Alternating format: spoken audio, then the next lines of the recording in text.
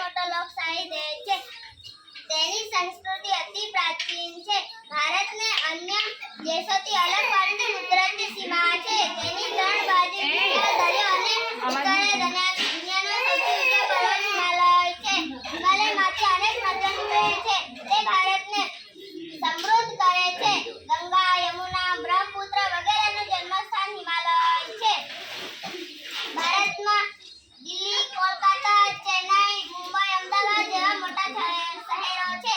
આઝાદી પછી આ શહેરો ઘણો ઔદ્યોગિક વિકાસ થયો છે. ભારતમાં સાહસિક વેપારીઓ પ્રાચીન સમયથી દરિયાઈ માર્ગે પ્રદેશ સાથે વેપાર કરે છે. ભારતને રામાયણ અને મહાભારત જેવા ગ્રંથોનો વારસો મળ્યો છે.